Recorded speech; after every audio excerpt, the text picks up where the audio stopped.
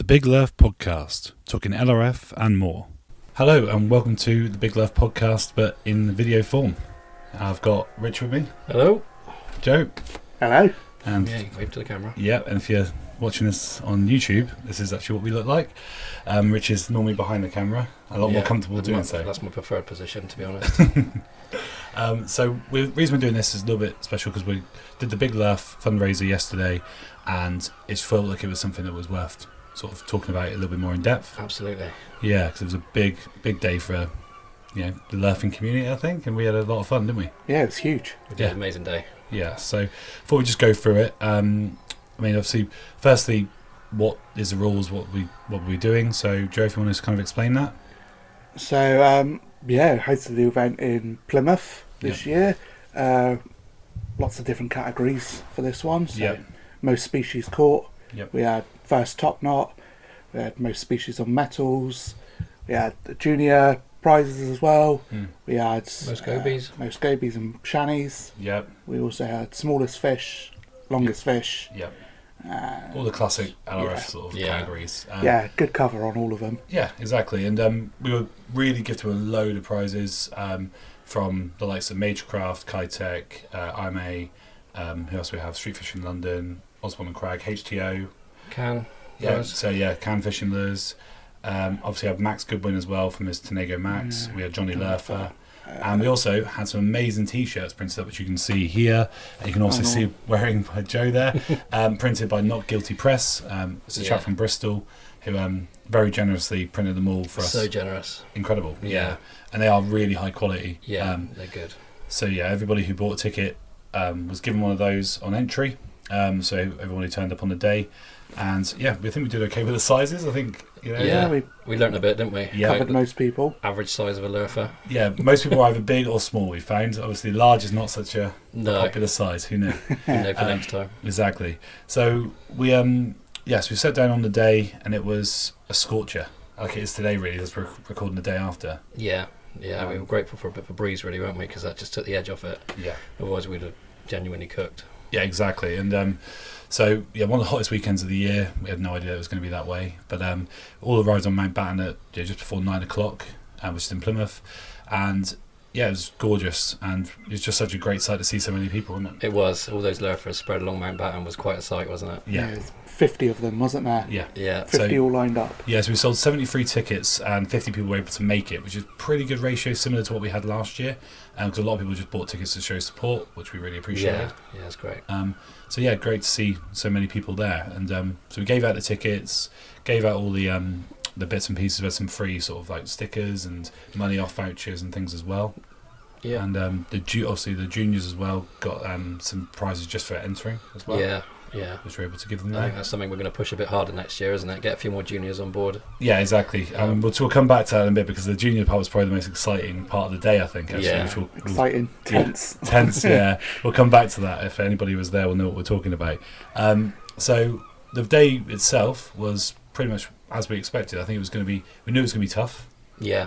We knew a lot of people were going to struggle, particularly at first as they sort of get to know the place. And that's it, yeah. It takes a while to work it out, doesn't it? Yeah, and there was... Well, we think about the sort of species. We all know what the most common species of the day was. Yeah, it was shannies everywhere. Shannies galore. Yeah, so the common blenny, shanny, whatever you want to call it. Very, very prevalent on Mountbatten and all around Plymouth, really. Yeah, and they're they're a lovely fish, but when you're trying to catch other things, it's hard to get past them, isn't it? Very hard to get. They were particularly aggressive, weren't they? They were coming up on top of the rocks for lures and stuff. So exactly, they were quite happy in the sun yesterday, weren't they? Basking, weren't they, almost? Yeah. So when other fish are less sort of eager to bite, they certainly made up for that. So a lot of people were catching them at first. I think the funniest part was when we set off and we watched so Will Pender, who's normally very close to winning these things. He's normally at the top or thereabouts, isn't he? And he was like, "I'm not taking this very seriously." And then what did he do? The moment you said go, he was across those rocks like an absolute mountain goat. Yeah, it was a sight to see him just he raced bounce. off. Yeah, it was amazing. Yeah, he was really, really quick. So not taking it seriously, not competitive at all. No. So he raced off and was, but struggled at first as everyone did. Yeah, he couldn't get past the shannies, could he? No. But we we also, for the beginning of the event, we had a lady called Claire coming around from, she's working for sort of Odyssey Innovation through the Plymouth Uni. She was doing a questionnaire on anglers' impacts on the environment and things like that. She was having a good chat with everybody. It's good to see so many LRFers, up for going through the questionnaire and sort of. Yeah, she got some really good information. Discussions, wasn't it? And it sort of tied in nicely with one of our charities, which was the Anglers National Line Recycling Scheme. So they're doing a very, very similar job to what the sort of Plymouth Uni lot are trying to do as well. So it was a really good tie-in. We're happy with that. And hopefully she got some nice pictures of too, which we'll see soon. Yeah. Made some good money for both the charities, so for the line recycling. We did, and, yeah. RNLI. Yeah, so incredible amounts. I mean, obviously 73 tickets sold, and so that equates to, over £1,500. So absolutely amazing. Total. Yeah, brilliant. Yeah, everyone's so generous. Considering that things are really tight for everybody at the moment, really, really generous. Yeah. Yeah, we really appreciate everything you guys are doing in getting involved, so thank you for that. Yeah, really good. Yeah, and so will the charities, of course, as well. Yeah. We're going today, the first amazing catch, which, I mean, Joe, if you want to tell the story, actually, I think you were close by. Yeah, so me, Ben and Rich were all having a wander, talking to different Lerfers throughout the day. I decided to have a stroll up to the end of Mountbatten. As I was walking up towards the end, I saw it was Phil Bowles, isn't it? Phil Bowles? Phil Bowles, he was lifting something out of the water, and all I saw was a white belly, slightly curved like this. Yeah. And I thought, I know what that is.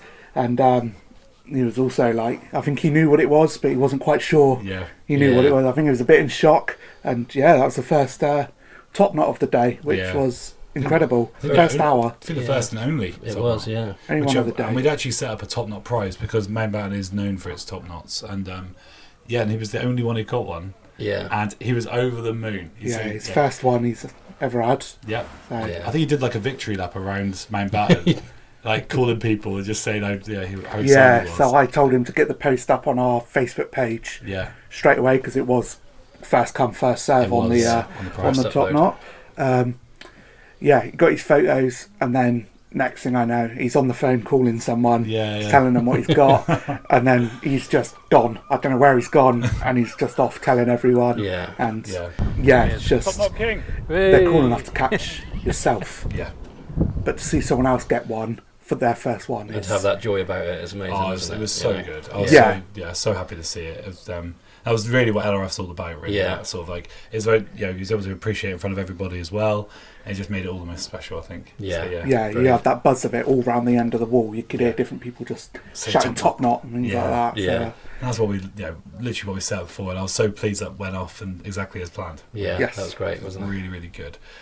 So people were sort of ticking on, and it was, I said the heat was building. It was getting hotter and hotter as the sort of day went on. Lots of people sort of kicking out small, there's a few bream, not bream, brass, and then Will got a bream off the end, which is pretty impressive. Again, Will Pender, got a little black bream.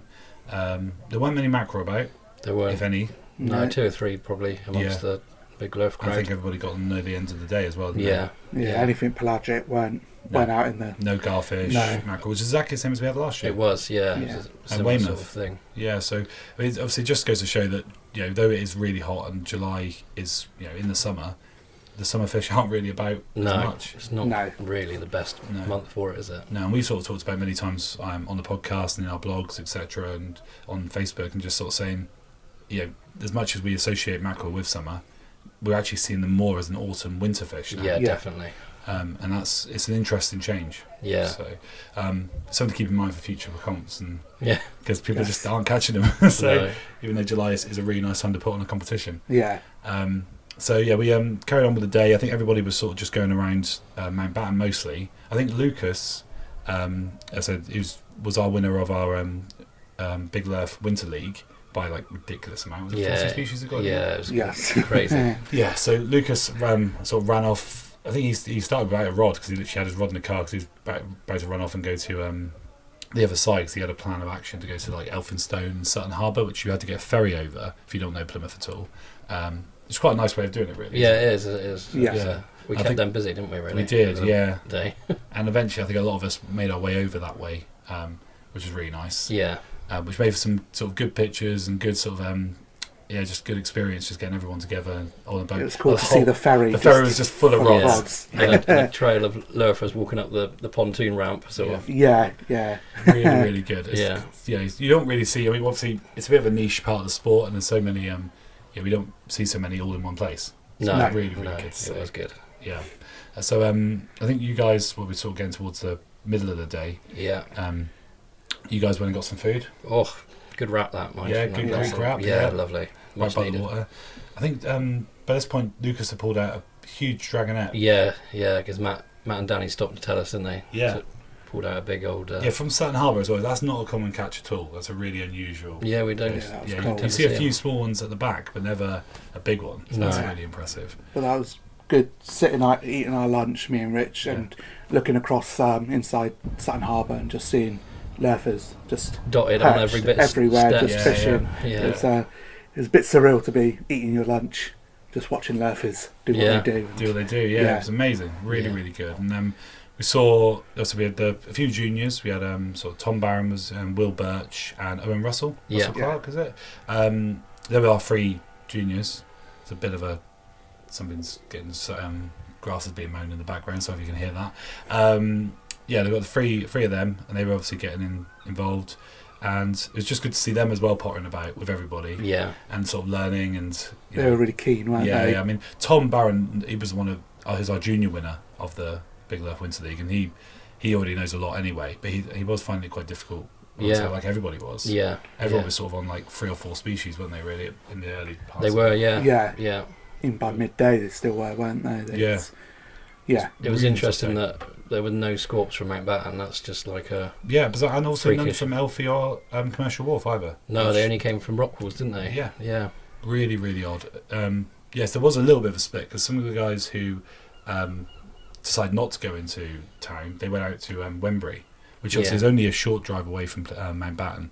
So I think Lee Jackson, David Ford, was it Keith Hyde as well? I think Keith went. Yeah, I'm not sure who else went, but they all went out to Wembury, which it's a big walk down that hill and big walk up. So don't want to do that. They did get some really cool catches. They did. I think it was a worthwhile trip, wasn't it? Yeah. So what did they catch? They got obviously Lee had a clingfish. Amazing short clingfish.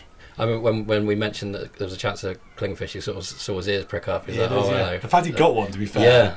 Yeah. Because actually, it's one thing seeing them. I said this to him. I said it's not actually like you know where they are, but catching them is one thing. Yeah, I was put a lot of hours into trying to catch one of those, and still not managed it. Yeah, phenomenal. But they had Montagues, plenty.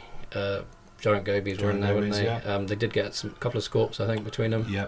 Painted goby, did they come from the painted goby, which was eventual winner of smallest fish. Yes. Yeah, it was tiny, that one. Yeah, I think that's like a 20 mil fish, wasn't it? Sort of, really small. So fair play to David. Paid off for them, didn't it? It did, That trip was a good one for them. It really was. So they were doing that. We were around Sutton Harbour, and it was able for us to visit Osborne and Crag, which was really nice. It was, yeah. And we had, when I was in there, you guys would think we were still eating your food. I went ahead, and it was rammed in there. I've never seen it so full.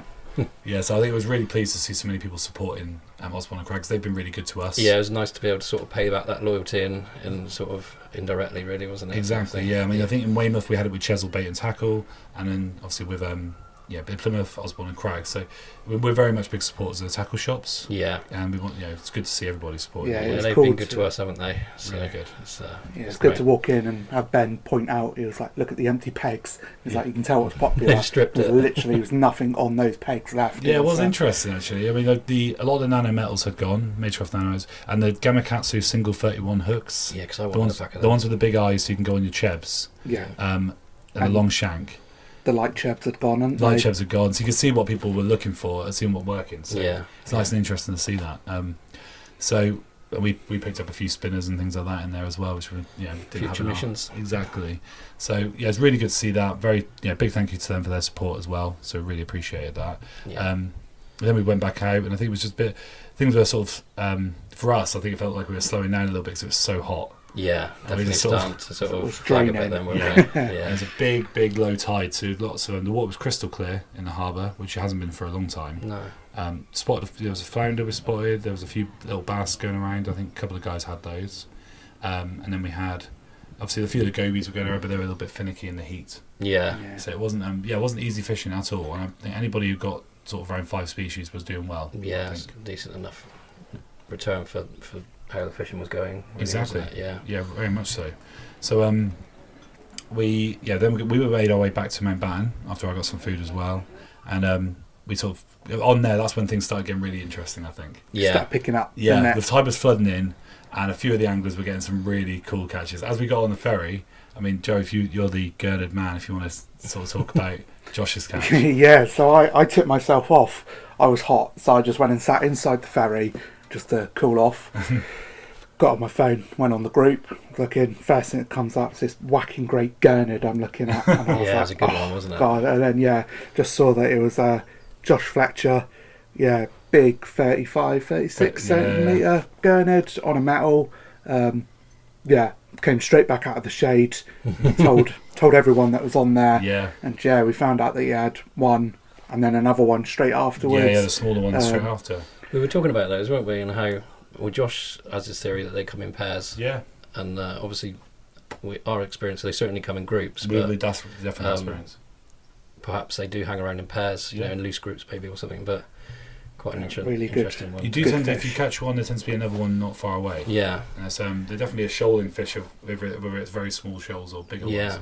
Yeah. But that was a phenomenal catch. That was really interestingly, cool. was he fishing like a HTO Tic Tac or was it a Magecraft a jig power? I'm not sure. Yeah. They're very similar. Yeah. HTO.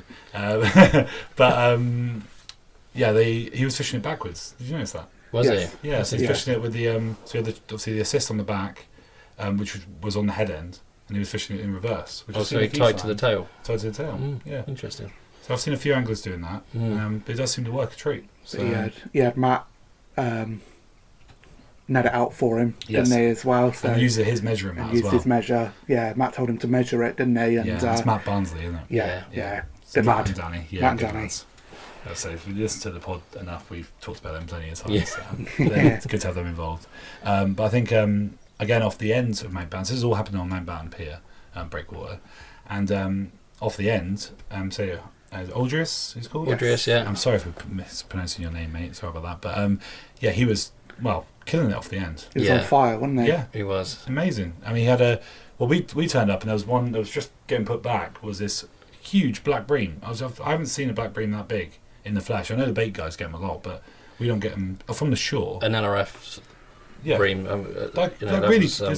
Wouldn't be ridiculous to say it's probably the biggest bream ever caught on LRF. Yeah, that was quite possibly. Quite possibly, wasn't it? In the UK anyway. Yeah, from shore. Yeah, from the shore. You could do it on the boat, obviously, but so I know Adam Kirby and stuff does really well on the light tackle from the boats, but from the shore that was a phenomenal fish. Really good fish, wasn't it? Yeah, and it's 30 centimetres. Yeah, 30 centimetres on the nose, that one. Really, really very impressive. And he was using those, what are they called? Do you know what they're called? Completely. I've never seen those before. I was quite fascinated by those. Johnny was selling them a bit. Yeah, I got one off Johnny. It's Buller. It's Buller lure. They're bright, luminous pinks, oranges, yellows. Yeah. It's almost like a spinning bar, isn't it? Rather than a sort of... Yeah, it's not. It doesn't look like anything really. It's just like an attractor, like an old school sort of looking lure, and it's just like a rectangle. Yeah. But it's shaped a little bit so it gets a bit of wobble. Yeah. And you just attach a hook with some, obviously, your bait on it, which will either like a bit of gold pot isom or whatever you want to put. I know they use them in the Black Sea quite a lot and stuff like that for their gobies and everything. So it gets that attracting in, and then they take a bite. It's a bit like a baited metal, really. Yeah. Yeah, I guess it's a different twist on that, isn't it? Yeah, but it looks really retro, but it worked a treat because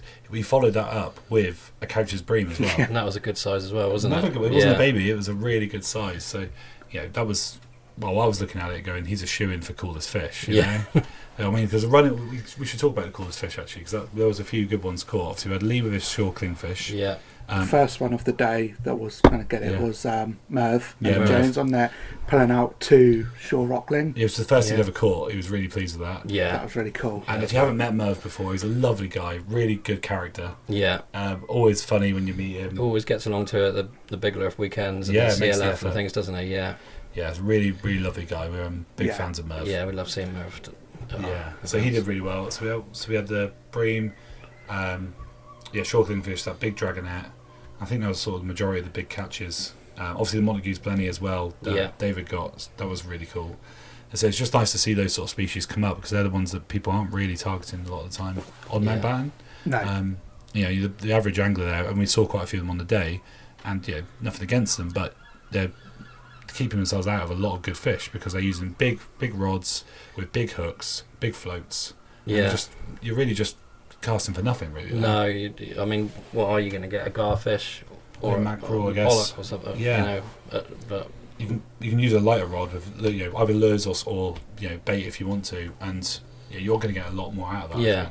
And that's part of the lesson. I think that's why LRF is increasing in popularity because people are seeing that. That's right. Yeah, they must have been very aware of all the fish coming out around them as their floats drifted in the wind back towards the wall. Exactly. Time and time again, Exactly. Yeah, that buzz that was happening all around the breakwater. Yeah. And they just sat there cooking in the sun. Yeah, exactly. So hopefully, obviously, that does come forward and people can see that. But we'll see, I guess. So we're coming towards the end of the day. What was quite interesting because it's blazing hot. There's a big house music and techno rave happening across the water from us, so it's providing like a really Balearic Isles vibe to the whole place. There's a unique soundtrack to the day. It really was like thumping bass going on whilst we're also cooking in the heat. So it really felt like you were abroad. Yachts all died around. And, it's a really really interesting vibe for England. It didn't feel like it at all. I was really impressed with that, and so it was just great people coming down as well from up north. Obviously, seeing Plymouth really in its full glory, I would say. Yeah, absolutely. Yeah, it was really looking good. It was a bit of a change from the weather we had at Weymouth, which was really quite dull and wet and windy. Yeah, it was a much different day, wasn't it? Different feel to the day before. Coming up to the end, we were sort of getting towards the totals, and we realised that one of our totals we had before, if you may have noticed, was for the metals and hard lures, and nobody really. I think everyone was just trying to get their fish on the board without thinking about what they could go for. Yeah, I think the fishing being so hard, everyone was just focusing on. If there'd been mackerel and garfish, I think it would have changed the game a little bit. Yeah, definitely. But it's just a bit of a shame that obviously that wasn't taken up on really. So we just changed that prize to the top knot prize, and so Phil got a really good, got a really good bunch of prizes. Rightly so, I say. Oh yeah, definitely. So that one wasn't doing so well. But the coolest fish was, as we said, was won by Andreas, and then we had the sort of third, second, and first for the main prize, which was a Majorcraft As You Do, which again we were just over the moon with having that as a prize. Such a great prize. Yeah, incredible prize. So thank you for Chesil Bait and Tackle for putting that to us, and obviously they through Majorcraft UK. So we're really really impressed with that. Yes. And I think everyone was just wondering who's going to win it, and of course it was the current Big Lerf champion. From the league, it was Lucas. Lucas, I can't pronounce your last name, so I'm really sorry about that. He pulled you up on that, didn't he, at the start? He's like, you're not going to say my second name. I just keep calling him Lucas because I don't want to risk it. He's like Cher. It's just one name. Just one name. So he won it with 11 species. Yeah. Will Pender got second just right at the last for mackerel. He got 10 species. Last gasp mackerel. Yeah, of course he did. He was always going to get double figures. Yeah. Then it was a tie between Lee Jackson and Andreas on 9. That's right. Yeah. But then because Andreas had won coolest fish, Lee got the third prize. Yeah, so it worked out quite nicely, really, didn't it? Yeah, exactly. That Clingfish deserved it as well. Exactly. So really good. He put in hard work. So I think we were all happy with that. Everyone was just really kind of just chill about it all, weren't they? So it was all really good. And probably the most interesting part of it. I haven't mentioned one thing. Sorry, David Ford. He got the most goby and blenny, and also got the smallest fish. So so we gave all the prizes to him. He smashed the micro side of things. He did. He really enjoys it. It's interesting talking to him. He's absolutely love for it. He said how much he loved the rock pools, didn't he? Yeah. They're just a very different thing than what you have anywhere else around the country, I think. Yeah, they are. The rock pools around the southwest are really good. Yeah. And then the most interesting part, as we said, was the juniors. Yes. So that's when things got really interesting. Indeed, yeah. We thought Tom was going to win it with 4, and then we found out, looked at Will Birch, and he'd said Will Birch 13. Is Tom 14, 15? Something like that? Yeah, 15? I would say around that, yeah. Yeah, I'm sorry, Tom, if I get your age wrong there, mate, but about sort of 15, I think he is. So both young. So we get to speak to him, and then Will's got 4 as well. Well, yeah, Will's post came in right on the deadline. Yeah, and it was like that was 3 new species. Yeah. So we're like, hang on a minute, I'm sure he got a blenny earlier in the day. He did, yeah. We went and checked with him, didn't we? And we're like, So now we've got the problem. Who's going to win the rod? Yeah. It's a crazy LRF rod donated by Art Fishing through lrf.co.uk. Yeah. Well worth checking out. And so we thought, well, we can't split it. It's a rod. Yeah. So we need to have a winner. So I spoke to both of them and I said, look, would you be prepared to do a golden fish off? Now, the golden fish off was something we talked about all day. It's something we wanted, wasn't We it? thought that was going to happen between Will and Lucas. Yeah, the golden fish off being, we would let them set up, go to the spot, have everybody watch them, and then the first person to catch a fish wins. And we thought that's going to be quite fun. Yeah. So we didn't expect it to happen with the juniors. No. And I wasn't sure whether it would be right for the juniors, but they both agreed to it. And they both up for it. And they're both up for it. And they both were really good sports about it, to be fair, because it's not. They were, yeah. I mean, I spoke to Will as I was coming up. He was like, "I'm quite nervous." So I was like, "Don't blame me, mate." You know, like, all of us would be. But their focus was admirable, wasn't it? Amazing. Like, all those, everyone behione them, exactly, a few yards away, and they were like focused on their game, weren't they? Yeah, really, really impressive. Yeah. And so they were all there, just obviously we're all lined up. We've got music thumping in the background across the water. We're looking down the rocks. You've got these two young lads who just got set up with split shot rigs and just a little bit of ice, I think, on each hook. And then they're both just going in amongst the boulders at Mountbatten, just trying to get a shanny out, pretty much. Yeah. Tense. Very tense. Very tense. Because I think all of us kind of thought it was going to happen like straight away. Yeah. And I think Tom had a couple of bites. He lost a fish. I think he almost had one out. There was certainly a bend in his rod, and then it. Yeah, he had 2 or 3 real good pulls, didn't he? And he was so close. Yeah. I mean, they're both really good anglers. They really, are. really good. It was impressive to watch them sort of methodically work their way through the holes. Yeah. And then, all of a sudden, all you heard was a roar, wasn't it, from the crowd?